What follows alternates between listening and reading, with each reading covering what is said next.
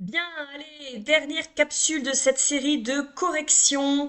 Je vais corriger la partie réflexion et développement de l'épreuve écrite de français du concours licence. Alors, dans d'autres capsules, j'ai corrigé le lexique et l'étude de la langue.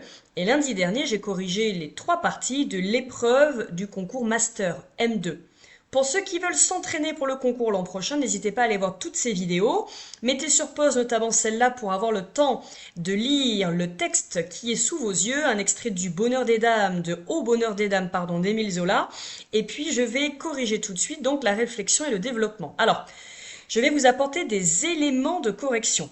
La réflexion et le développement, ça n'est pas une science exacte, ça n'est pas comme la grammaire par exemple, donc je vais vous donner des pistes, mais sans doute que vous avez pensé à des choses formidables auxquelles moi je n'ai pas pensé ce soir. N'hésitez pas à laisser dans les commentaires vos idées, vos références, on vous parlait de lecture, d'expérience personnelle, de connaissances personnelles, n'hésitez pas à les mettre dans les commentaires pour que cette correction soit mutualisée. Alors j'étais un peu surprise par le sujet. Non pas la question est très intéressante, mais déjà le fait que ça s'appelle réflexion et développement, alors que dans un sujet zéro qu'on nous a donné il y a quelques mois en arrière, on appelait ça une expression écrite.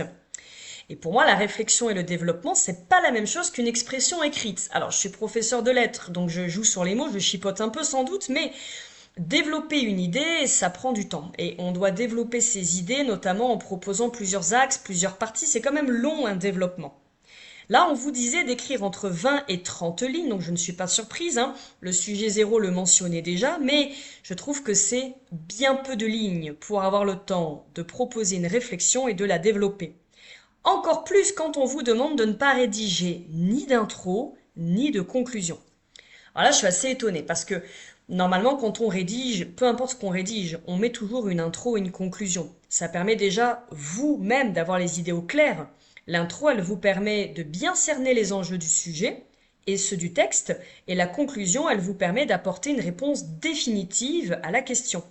Le fait de supprimer ça, je trouve que, mentalement, ça enlève aussi, je trouve, des choses qui pourraient vous aider. Et puis enfin, proposer une rédaction qui n'a ni intro ni conclusion et qui finalement commence tout de suite par le développement, je trouve que c'est assez troublant. Vous me direz vos impressions d'ailleurs dans les commentaires. Dernière surprise, alors que le sujet zéro, on vous disait, à partir de cette page de conte de Charles Perrault, eh bien, et c'était tout, vous vous interrogerez sur, eh bien là, on vous demande aussi de vous appuyer sur lecture, culture, connaissance, expérience personnelle. Alors ça, c'est pas grave, au contraire, je trouve que c'est même plutôt rassurant. Ça m'a juste un peu surprise. J'aurais pensé qu'on ne vous aurait demandé que de vous concentrer, on ne vous aurait demandé que de regarder le texte d'Émile Zola et pas forcément de mentionner une culture personnelle. Mais c'est rassurant dans le sens où si vous êtes passé un peu à côté du texte, ou si vous ne l'avez pas mobilisé dans tout votre développement, ça n'est pas grave parce que vous pouviez vous raccrocher à des connaissances personnelles. Le sujet. Faut-il avoir peur des changements engendrés par la modernité? Alors pour moi, il y avait plusieurs mots intéressants et importants dans cette question. C'est l'expression avoir peur et modernité. Alors les changements évidemment, mais si vraiment je devais prendre l'essentiel, c'est peur et modernité. C'est quand même plutôt négatif. C'est-à-dire que là, la question vous lance dans un constat plutôt pessimiste. La modernité fait peur. Alors ça, il faut comprendre pourquoi elle fait peur, cette modernité. D'où vient cette question? Eh bien, quand on lit le texte de Zola, en effet, on se rend compte que, au bonheur des dames, cette immense enseigne commerciale, elle est le symbole de la modernité. Il fallait qu'on comprenne d'abord ce que veut dire modernité, c'est l'évolution du monde, l'évolution des choses finalement, c'est la nouveauté. Et la modernité, eh bien dans le texte ici, elle est présentée comme étant effrayante. Le bonheur des dames, c'est un géant du commerce, c'est un géant un magasin gigantesque, et ce magasin ravage tout, ce magasin écrase tout sur son passage. Alors oui, naturellement, on a peur d'un magasin pareil parce que cette énorme enseigne, finalement, elle fait fermer et mourir les petits commerçants à côté. Alors ça fait vraiment penser à ce qu'on vit aujourd'hui, hein. C'est la même chose aujourd'hui, de ces grosses enseignes qui viennent écraser les petits commerces, encore plus aussi maintenant avec le commerce en ligne sur Internet qui vient faire mourir les petits commerces parfois dans les centres-villes. Je trouve que c'est vraiment d'actualité. Pourquoi est-ce que cette modernité fait peur dans l'extrait de Zola? Eh bien parce qu'elle entraîne, vous voyez, hein, quand il nous dit, elle entraîne la fermeture des boutiques, le déménagement des locataires. Ce vieux magasin, le vieil Elbeuf, hein, qui s'affaiblit, qui tente de résister, lui, il est le symbole de la résistance face au gigantisme commercial.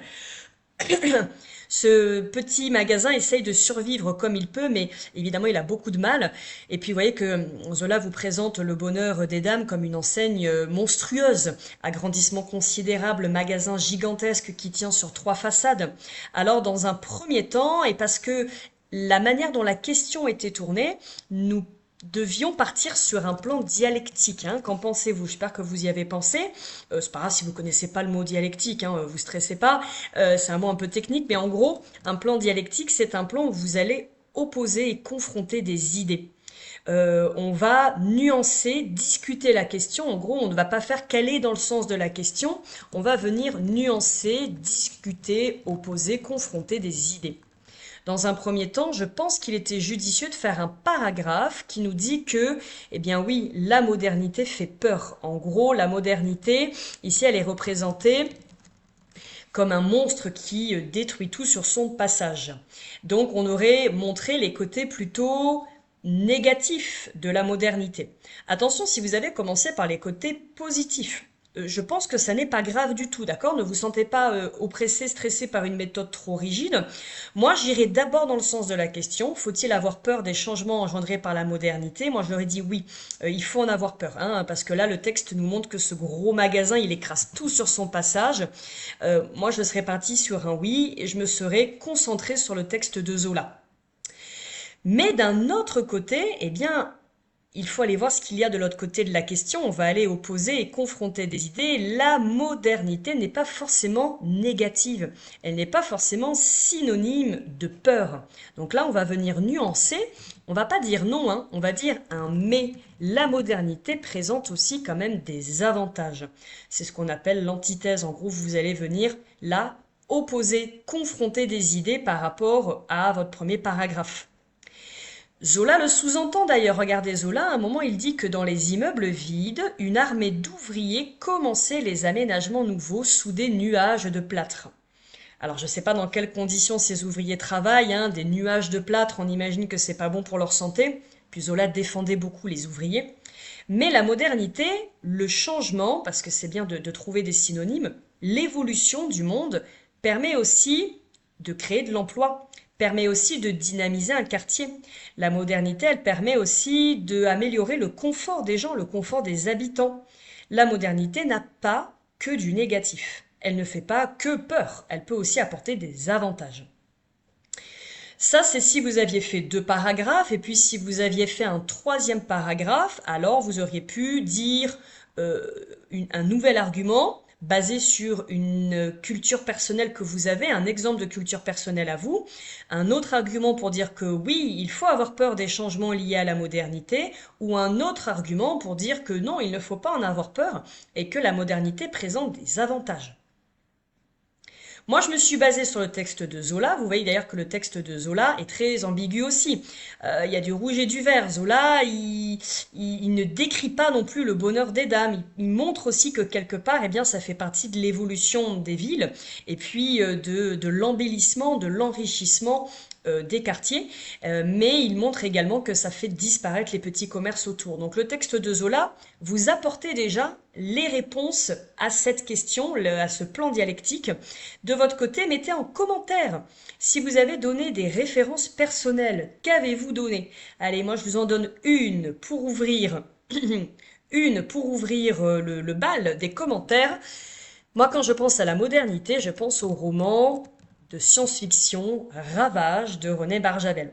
On est plongé dans un monde, on est en France en 2052, ça a été écrit en 1943, mais on est en 2052. Et la France ne vit qu'à l'électricité. Le monde entier ne vit qu'à l'électricité. Tout est fait électriquement. Au nom de la modernité, nous n'élevons plus d'animaux. Nous ne cultivons plus d'ailleurs les céréales, les fruits, les légumes à l'extérieur. Tout se fait sous des hangars gérés à l'électricité. Gérés par l'électricité. Puis un jour, c'est la panne. coupure mondiale d'électricité et alors le monde plonge dans le chaos.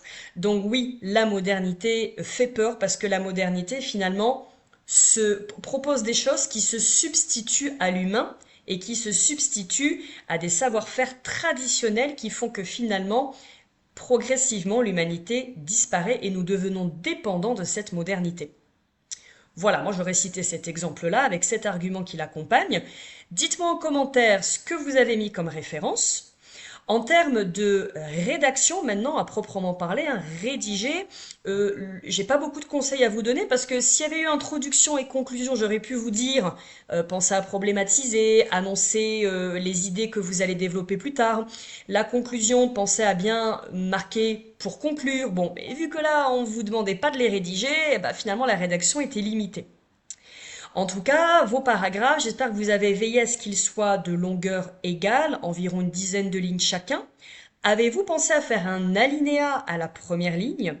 Et enfin, avez-vous pensé à intégrer des connecteurs logiques, comme un tout d'abord, pour commencer, ou alors un ensuite, ou un puis, ou un pour finir, finalement, enfin. Ça, c'est vrai que c'est apprécié si vous avez mis des connecteurs en tête au début de chaque paragraphe. Enfin, j'espère que vous n'avez pas mis de titre. Il n'est pas demandé de mettre un titre avant vos paragraphes. J'espère que vous n'avez pas utilisé la première personne du singulier. Il vaut mieux éviter. On dit plutôt un je, un nous, pardon, à la place du je. Pas de titre au-dessus des paragraphes. Un alinéa, si vous avez pensé à le faire, c'est très bien. Des connecteurs logiques, alinéa au début de chaque paragraphe.